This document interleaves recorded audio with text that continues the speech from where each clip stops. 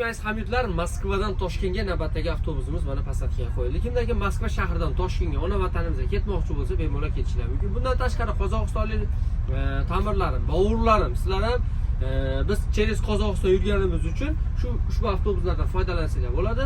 Qozog'istonning qaysi shaharlardan o'tamiz degan ta'mirlar, bovurlarga Aktubinskiydan o'tamiz. Turkistondan o'tamiz, Qizilordadan o'tamiz, Xiromtog'dan o'tamiz, Qorabutaqdan o'tamiz, Shimkentdan o'tamiz va ostanovka последнийsi Qoplonbek bo'ladi.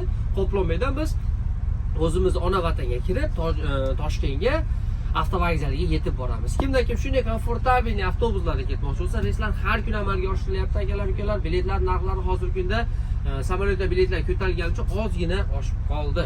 To'g'ri tushunlar. Bu sababi nima deysizlar? Sababi O'zbekistondan kelayotgan avtobuslarimiz hammaligi pustoy kelmoqda. Shuni hisobiga ikki tomonni hisoblab turib chiqarilayotgan narsa akalar.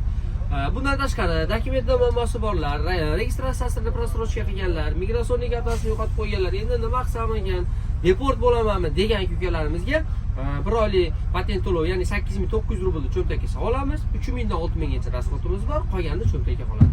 Ketilinadi, dokumentga javob qilib, bez deport sog'-salomat Rossiya hududidan o'tkazib qo'yamiz. Biz avtobuslarimizda 3 tadan voditel bo'lib, har avtobus voditellari 4 soat, 5 soat o'z o'rnlarini alishtiradi va shuning hisobiga 68-70 soat mobaynida sizlarni manzilga yetkazib qo'yamiz. Eng samimiy glavniysi sizlarni sog'-salomat manzilga yetkazib olib borish. Avtobuslarimizda texnik holatlarda nimadir holati bo'ladigan bo'lsa, endi bu texnika deb qo'yibdi azizlar. Texnikamizda ba'zida balon yorilib ketadi, ba'zida qaysidir nasos ishlamay qoladi, qandaydir holatlar bo'lib qolganda iloji boricha ularni bartaraf qilishga harakat qilamiz.